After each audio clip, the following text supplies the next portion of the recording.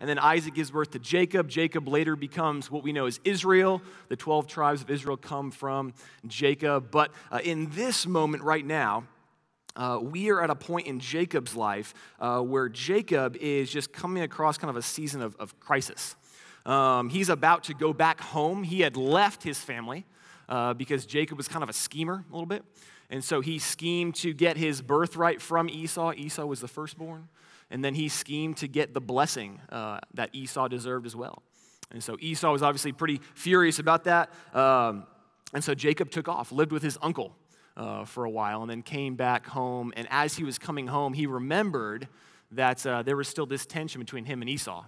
And so he wanted to go and let Esau know that he was coming back home. So that maybe he could appease his brother and not suffer his brother's wrath. So that's kind of where we're at right now in this story. In Genesis 32, starting in verse 3, says this. I'm reading from the ESV.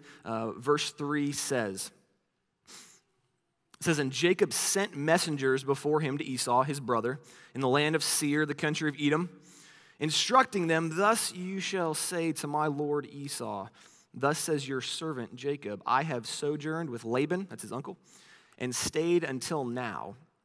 I have oxen and donkeys, flocks, male servants and female servants. I've sent to tell my Lord in order that I may find favor in your sight.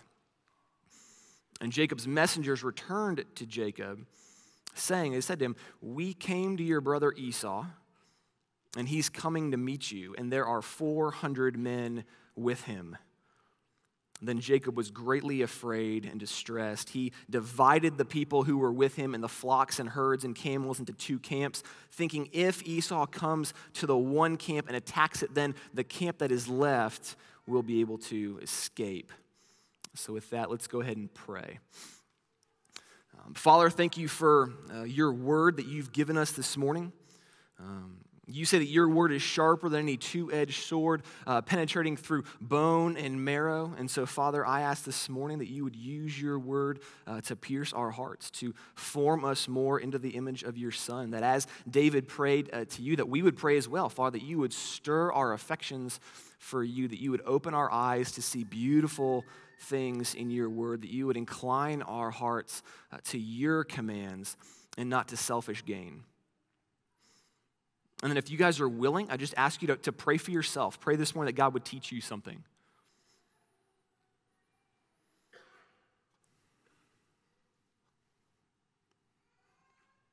And then if you could pray for me. I'm excited about this text, but I want it to be clear. I want it to be helpful.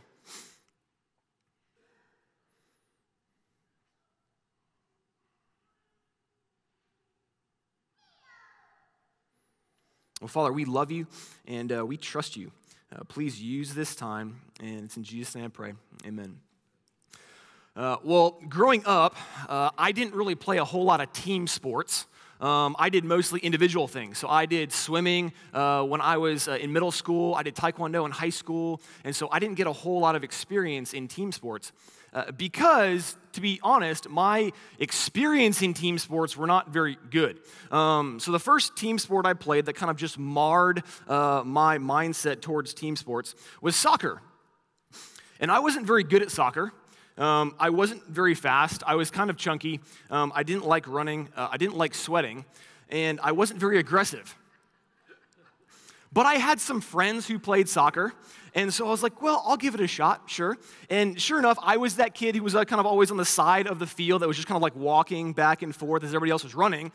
And one day, I was confessing to my parents that, they were asking me, like, Dane, why aren't you more aggressive? And I told them, I was like, well, I mean, whenever they pass me the ball, I just get really nervous. Like, I don't know what to do. Like, all of a sudden, all of these kids just start charging towards me, and I just get really terrified.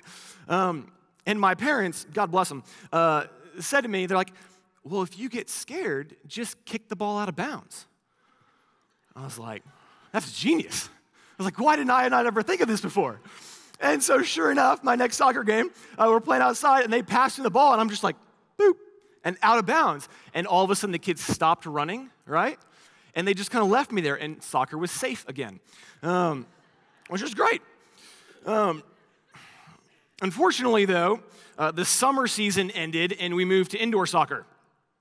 And all of a sudden I had a problem. I was like, you can't kick the ball out of bounds anymore. But there was something else that our coach introduced to us at that time, and it was the position of, not just the position of goalie, but the fact that the goalies got to wear these really cool long sleeve shirts and these gloves. And I was like, that just looks super awesome. Like, I want to be that guy. And then I don't have to run. I don't have to sweat. I can just kind of sit there and chill, and my team will do all the work. And so I tried out for goalie. I got the position of goalie, and soccer was fun again, right? Until one fateful day where our team was playing what I can only describe to you as like the Spartan 300 of the third grade indoor soccer team clubs. And I remember walking onto the field, and like these kids were just like otherworldly, right? Like they were fast, they were strong, they were intimidating. And I was just like, my team, like y'all just better take this game yourselves, because I'm just going to kind of sit back here and hope that nothing bad happens. But I remember, and this is burned into my memory, that their number one player, like their King Leonidas, their William Wallace, like of their team, he got the ball at one point. He broke past two defenders, and in that moment, I realized there's nothing but turf between him and me. And I just kind of sat there. I was like, I don't know what to. I just kind of just started praying, like, God, just strike him with lightning as he's coming down here, because this is going to be really bad. And he just keeps charging at me, and I just keep shaking in my long sleeve shirt that was super comfortable. And he's coming at me, and I see his leg just cock back, and he just lets this ball rip, and it goes flying through the air, and it hits me right about here. And in that moment, I went from a bass to an alto in like half a second. Like, I'm like falling on the ground, like tears coming out of my eyes. Like, I'm screaming at my coach, like, take me out of the game. I don't want to play this anymore. This is miserable. And he, in compassion, yells back, if I take you out, you're not coming back in again. I was like, that's fine. I don't care. I quit soccer. I'm done. And that was the last time I played soccer, actually. So, now, here's the thing. Why do I tell you guys that story this morning? I tell you that story because when we think about sports, we think about whether it's basketball, soccer, football, whatever it is, their sports are meant to be something life-giving, right? Like they're meant to be enjoyable. They're meant to be fun. They should be something that you enjoy going to. But in that moment, something that was meant to bring joy, was meant to bring happiness, was meant to bring fun into my life, brought pain and sadness and just anxiety. And I say that because I think a lot of times, for us, that's what the Christmas holiday can be like. Is that we can look at this time right now where we're about to celebrate Christmas, right? The season of joy and giving and peace and life and happiness, and something that should be a source of peace, something that should be life-giving, that should be joyful, that should be fun, I think can actually tend to actually bring more hurt and more pain and more sadness and more stress and more anxiety, because of the family situations that we find ourselves in. Something that's meant to bring joy can actually be a source of dread. Because maybe our family is not like the Brady Bunch. Our family is not the ideal, picture-perfect family unit. And so we find ourselves not looking forward to Christmas, but seeing it instead as just something to just kind of get through. Right? Our tendency is that family tensions can cause us to dread the season of joy. And if you're taking notes, that's the first thing I want you to write down, is that family tension can cause you to dread the season of joy. And this kind of dread, this kind of anxiety, this kind of nervousness is the same kind of emotional reaction that we see with Jacob and Esau here. That we see in Genesis 32, verses 6 and 7, and messengers returned to Jacob, saying, we came to your brother Esau, and he is coming to meet you, and there are 400 men with him. And then Jacob was greatly afraid and distressed. Like it's been years since Jacob and Esau have seen each other. Like years since they've seen each other. Like this should be a moment to where brothers are reuniting, families are expanding. Like this should be a happy circumstance. This should be a joyous event. But what we see because of the history between these two brothers, that it's not that. It's one that's actually bringing a lot of dread and fear into Jacob's life. Right? Because the last thing we see Esau having said, documented in Genesis, the last thing we see Esau saying about Jacob is in Genesis 27, verse 41. And it says, "Now Esau hated Jacob because of the blessing with which his father had blessed him. And Esau said to himself, 'The days of mourning for my father are approaching. Then I will kill my brother Jacob.'" Like that's the last thing that Jacob had remembered Esau saying. And so as Jacob is coming back home, being told by God, go back home, this is what's going through his head as he hears that Esau is on his way with 400 men with him. In a situation that should have been marked by excitement, by happiness, is marked instead with dread and with fear. And I think for the holidays, for some of us, this is how it can feel for us. Is that as we're approaching the holiday season, approaching Christmas, a season, a time that should be marked by happiness and rest and excitement, is marked by dread and anxiety and something we're not really looking forward to. And it's like we think to ourselves, like, this is not how Christmas should be. This is not what I think of when I think of Christmas. Illustration of that came from a buddy of mine in college when we were sharing stories about the worst Christmases ever for us. And a couple guys swapped some stories that were kind of like, that's kind of a bummer, but whatever. And then my roommate gets up and he's like, well, one year, he's like, when I was 5, I wanted a puppy for Christmas. And so my parents, the night before, went out and got this puppy for me. And I was asleep. I didn't even know that they got it. And my dad thought to himself, like, well, let's go ahead and just put the dog in the workshop shed in the backyard because it's air conditioned, it's heated. The dog will be fine, no big deal. And we'll hide the dog in there. And then Christmas morning, we'll go out there. We'll surprise Adam. That's what his name was. We'll surprise Adam with this puppy, and it'll be awesome. Lo and behold, unfortunately, over the course of the night, there was a carbon monoxide leak in the shed. And yeah, exactly. And so the puppy didn't make it the whole night. Adam goes into the shed the next morning, parents completely oblivious to what had happened. And he's just like poking the dog because the dog won't wake up. And in that moment, his dad realized what had just happened. He's like, oh no. And grabs Adam and pulls him away. And then Adam just says to us, he's like, yeah, so that's the year that my parents bought me a dead dog for Christmas. I was like, man, Christmas should not be that way. Right? And it's like, and that's, he laughs about it now. But the idea of it is the same for us. That we can wake up on Christmas morning and not experience what we feel like we should experience. Right? We should be getting together for dinner with family on Christmas Eve and not experience what we think we should experience because of the family tensions that go on.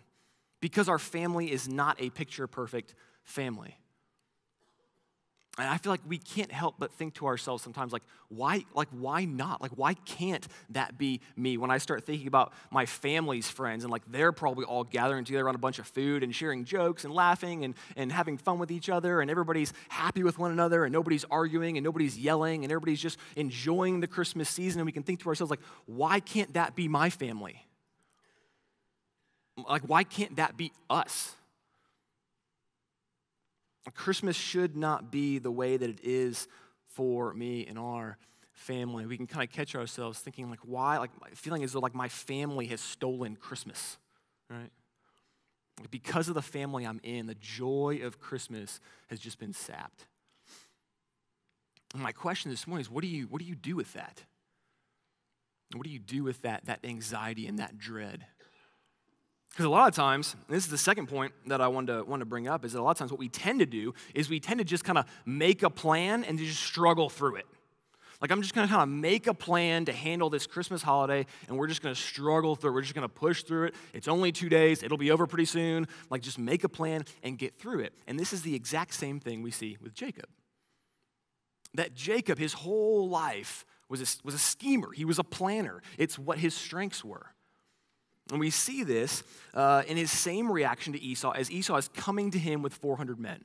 We see Jacob's exact same reaction to plan and to figure something out to appease his brother. In Genesis 32, verse 7, and it says, he divided the people who were with him and the flocks and herds and camels into two camps, thinking, if Esau comes to the one camp and attacks it, then the other camp that is left will escape. And we kind of see his elaboration of this plan for the next 7 or 8 verses. But in verse 20, chapter 32, verse 20, we see what his motivation is. We see what his reasoning is. We see what he's trying to accomplish here. And in verse 20, he says, for he thought, I may appease him, talking about Esau, with the present that goes ahead of me, and afterward I shall see his face. Perhaps then he will escape. He will accept me. And we see Jacob just kind of jump into action of like, okay, what plan can I make? What sorts of things can we put in place? How can we appease him? Let's just kind of get through this situation, put a plan in place, mitigate the disaster that might come, and we'll just kind of move forward. And don't get me wrong, planning is not a bad thing, right? Like there's nothing bad about making plans. Proverbs encourages you to make plans. It talks about with many advisors, there's wisdom. That there should be plans set in place as you go forward to pursue something. But what you see here with Jacob is that Jacob's hope is in his plan. And that what you eventually see is that it's not Jacob's plan that saves him. It's not Jacob's plan that saves him. You know, but so often we as Christians can find ourselves living just like Jacob.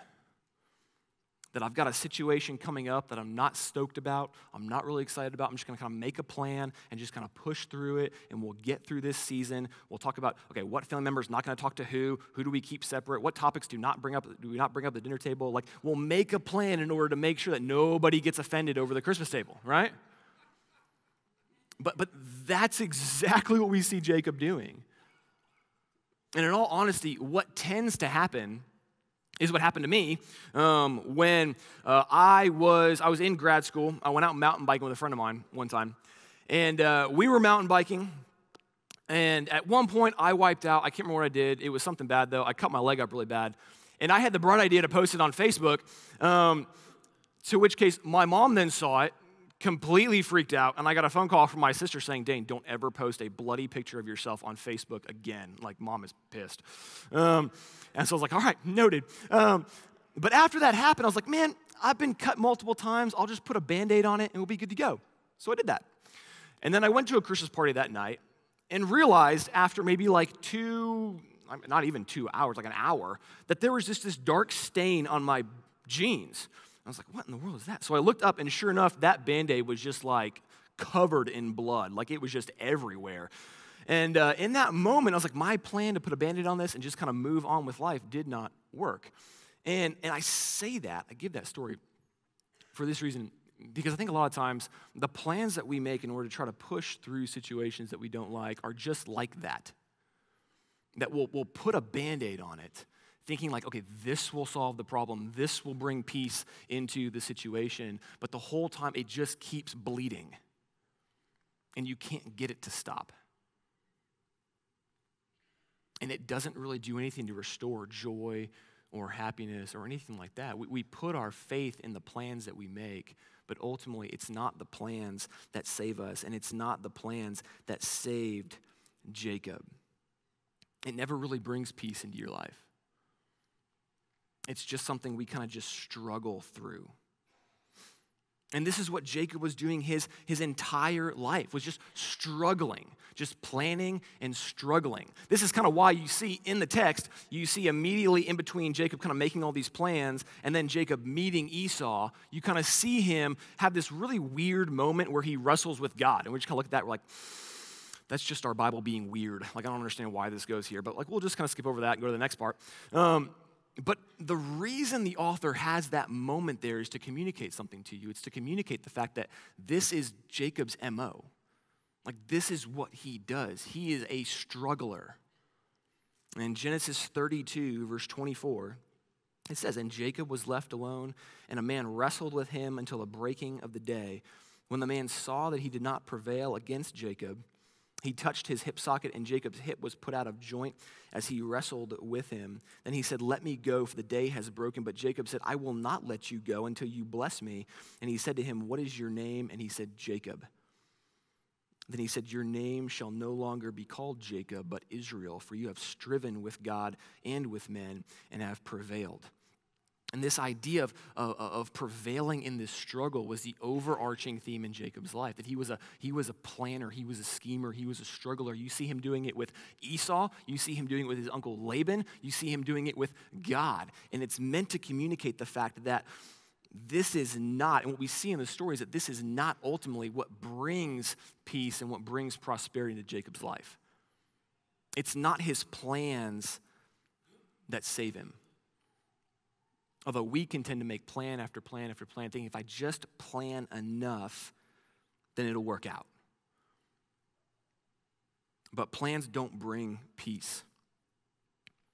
Planning can alleviate stress. Planning can make things go a little more fluidly sometimes, but planning doesn't have the power to control a situation. Like we had a phrase when I would do training in RTC for the Army. It's like you make your plan to assault a bunker or whatever it is. But it's like as soon as that first bullet goes, what they would always tell us, like your plan just goes out the window. Because plans don't have the ability to control a situation. The only thing a plan can do is to try to mitigate disaster. Plans don't control situations. Plans only mitigate disaster. You need something else. When you need to struggle through a situation, you have a situation coming at you that seems to be sapping the joy out of your Christmas season, you don't need something to merely mitigate disaster. You need something else. You need something bigger than just mitigation. You need something that can control a situation. You need someone, and that's why the third point I want you guys to write down is that peace is found in praying God's promises. Is that peace, true peace, is found in praying God's promises. If you look at Genesis 32, verse 9, it's really funny because at the end of the day, it was Jacob's prayer that saved him. It wasn't Jacob's plan.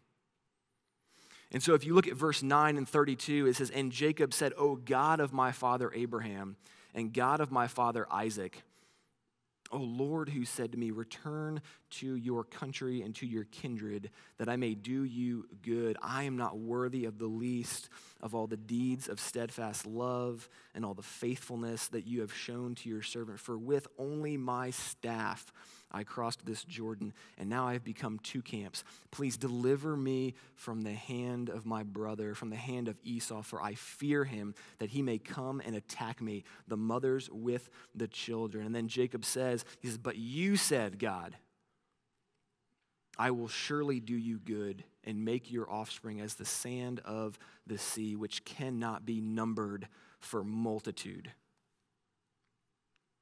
It wasn't Jacob's plan that ultimately saved him from the hand of Esau. It was God's response to Jacob's prayer that led to just this radical, miraculous change of Esau's heart. Where the last thing we saw Esau talking about Jacob with was that, hey, as soon as the days of mourning my father are over, I'm going to kill this guy. I don't care if he's my brother or not, he's dead. And then the next thing we see happening with Esau is Genesis 33:4. "But Esau ran to meet him and embraced him and fell on his neck and kissed him, and they wept." Like in all of this turmoil and fear and anxiety that Jacob had been feeling, God's sovereign, miraculous restoration of Esau's life and of their friendship is what saved him. The craziest thing, it's so funny, the craziest thing is that Jacob's plan wasn't even needed. He didn't even need it. In Genesis 33, verse 8, Esau said, he was like, "What do you mean by all of this company that I met?" And Jacob answered, "Well, to find favor in the sight of my Lord." But Esau said, "I've got enough, my brother. Keep what you have for yourself." Like Jacob's plan wasn't even needed. He brings all of this stuff to Esau, and Esau's like, "Hey, man, I've got enough. Don't worry about it." And he's just like, Like, how else do you explain that other than the radical conversion done by a sovereign and loving God? It was not Jacob's plan that saved him. It was Jacob's prayer to God. It was God's faithfulness to Jacob. Peace for Jacob came to him because of God's promise to him. It was God's promise that led to peace in Jacob's life, to protect him and to do him good. And as followers of Jesus, we have that same promise. We have that exact same promise. In Romans 8:28, Paul is saying, and we know that for those who love God, all things work together for good, for those who are called according to his purpose. You see, peace doesn't come from your plan. And plans aren't bad. I'm a huge planner. I like to plan. But peace doesn't ultimately come from your plan. It comes from God's plan. Peace comes from God's plan. Now here's the thing. Maybe you're not dreading Christmas this year. Maybe for you, family time is awesome and you love spending time with one another. And if that's the case, praise be to God. That is awesome. But I think for a lot of people, that's not the case. Is that it's not something we look forward to. And if that's you this morning, what I want to encourage you in this morning is to remember God's faithfulness as shown in the story of Jacob and Esau. Is to remember God's faithfulness as shown in the story of Jacob and Esau. We don't rest our hope on plans. We rest our hope on the loving promises of a Father who has promised to take care of us, to watch over us, even when we don't understand how things work out. And instead of worrying and of struggling through a situation, we're called to preach God's promises to find peace. We're called to preach God's promises to find peace. Jacob was led to safety because of the promise that God had made to him. Esau's heart was changed because of the promise that God had made to Jacob. It's God's control over the situation that ultimately brought peace into Jacob and Esau's relationship. And as followers of Jesus, that's where our peace comes from. We don't look to find peace in what we can muster up or what we can put together. We look to find peace in the God who calls himself the Prince of Peace. That's where we're called to look. Because your plans are not sufficient to bring peace. Plans can mitigate disaster, but they can't orchestrate outcome. Plans can mitigate disaster, but they're not able to orchestrate outcome. And the reason I wanted to preach this message this morning is because this is at the very heart of what we remember during Christmas. In the year 740, around 740 BC is what we've determined that this is through dates and understanding this happened. But when Jerusalem was about to be attacked by Assyria because of idolatry, and you read about this in the book of Isaiah, that Assyria was coming in to destroy Jerusalem because of all the idolatry that was there. There's about to be a whole lot of tension in that place for people who followed Yahweh and for people who didn't follow Yahweh. It didn't matter. There was about to be a lot of tension, a lot of stress, a lot of anxiety, a lot of fear. And in the midst of that, Isaiah gets up. In Isaiah chapter 9, verses 6, he preaches a promise of hope. And it's the promise of hope that we hear so often in this Christmas season. Because in verse 6 of Isaiah 9, he says, "For to us a child is born, and to us a son is given, and the government shall be upon his shoulder. His name shall be called Wonderful Counselor, Mighty God, Everlasting Father, Prince of Peace. And of the increase of his government and of peace there will be no end."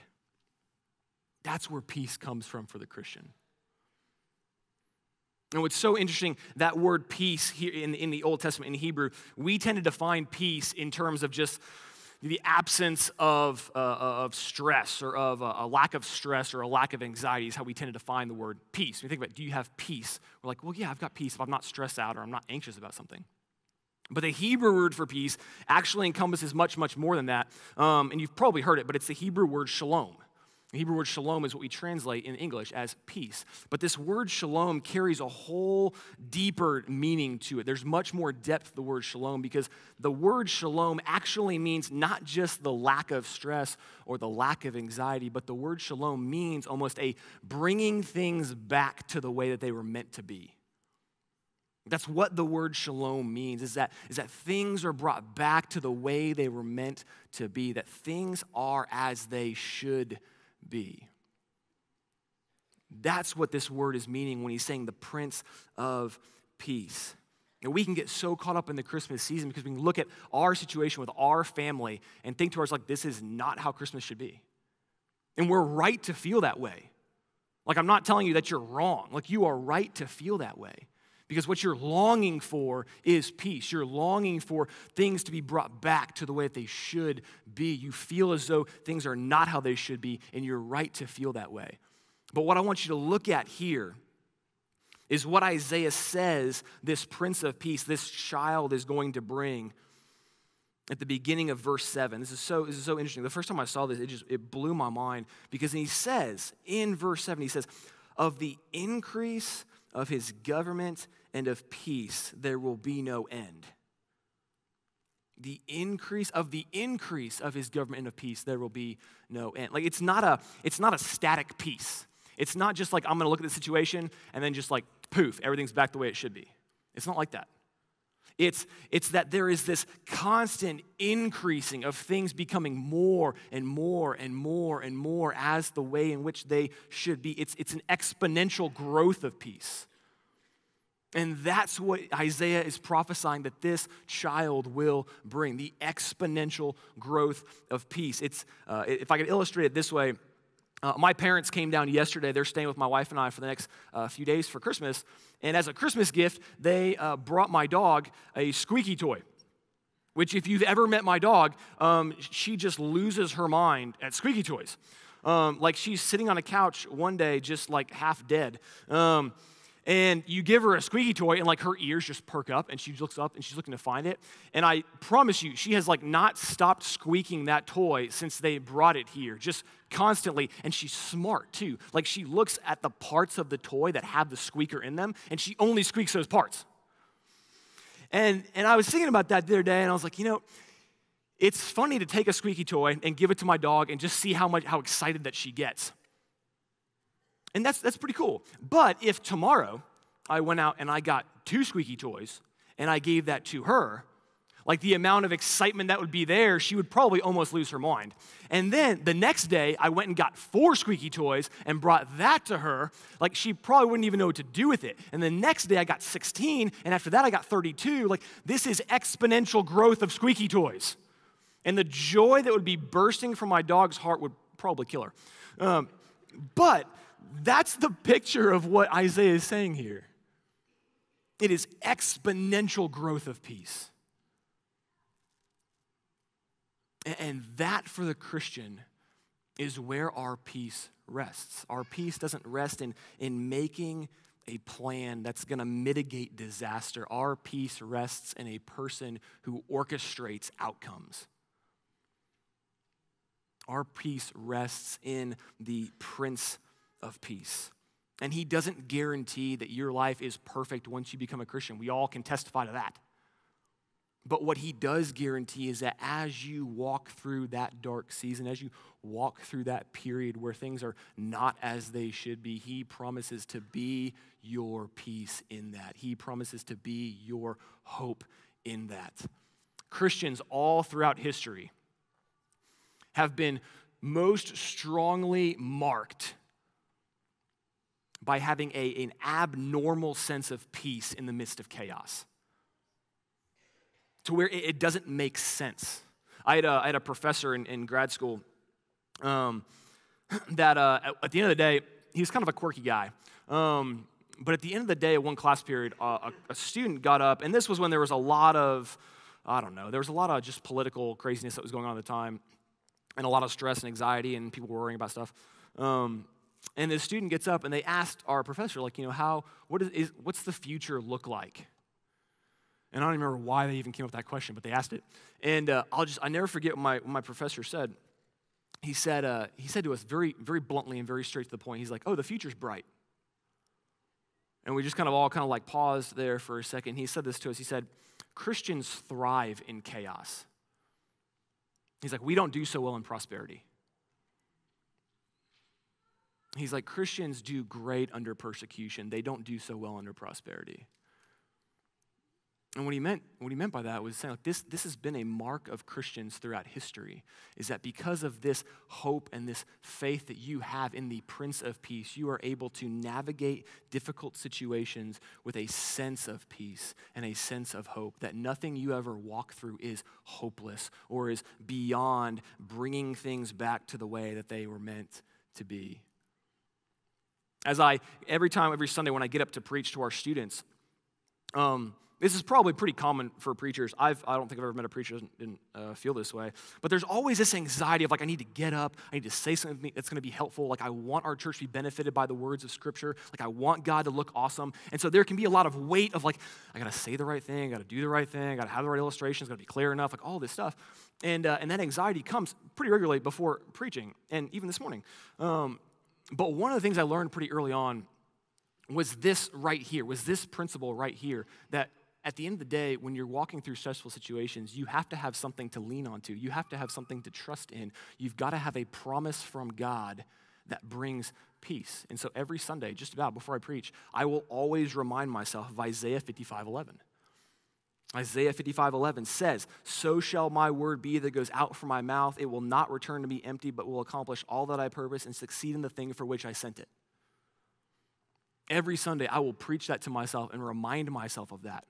Or remind myself of John 15:5, where Jesus said, like, I am the vine, you are the branches. He who abides in me and I in him, he it is that bears much fruit. For apart from me, you can do nothing. And so therefore, I go to God in prayer. I'm like, God, I need you to do something here. I want your word to be beneficial to your people. I want you to stir our hearts for you. I, in myself, don't have the ability to do that. It doesn't matter how clearly I speak. It doesn't matter how funny I am. It doesn't matter how good my illustrations are or my stories are. None of that matters, because at the end of the day, that won't change hearts.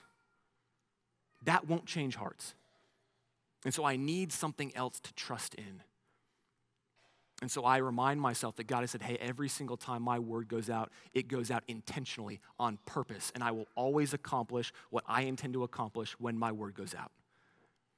And I remind myself of that, and I can breathe easy. As we step into Christmas this year, I want to encourage you all to preach God's promises to yourself.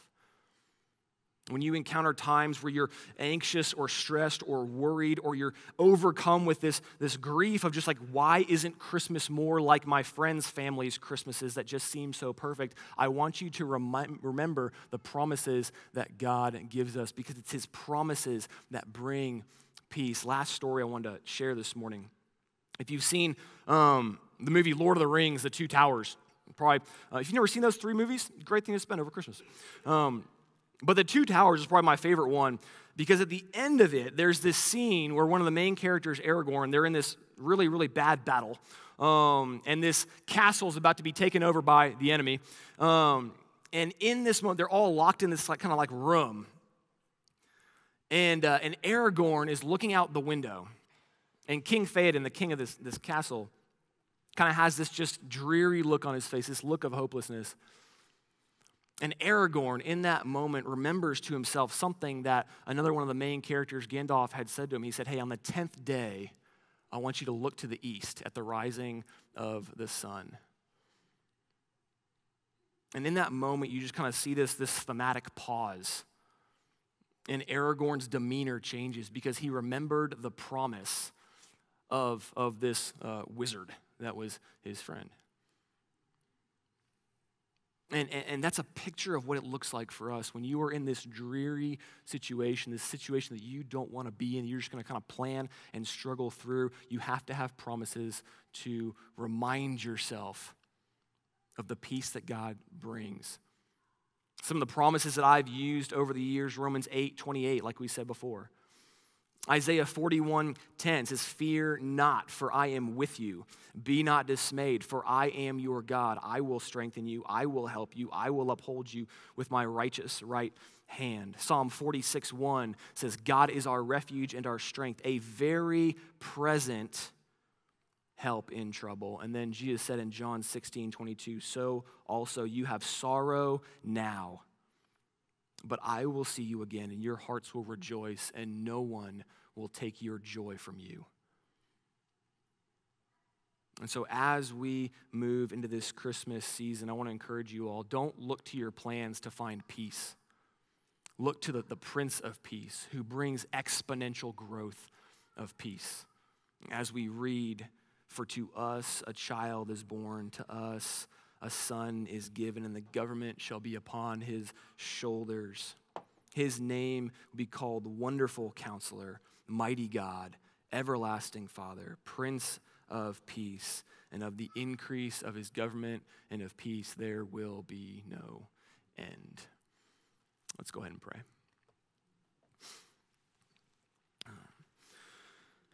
Well, Father, this morning, as we're looking to tomorrow, as looking to the day after tomorrow, God, whether that's a time for us to where we're really looking forward to it,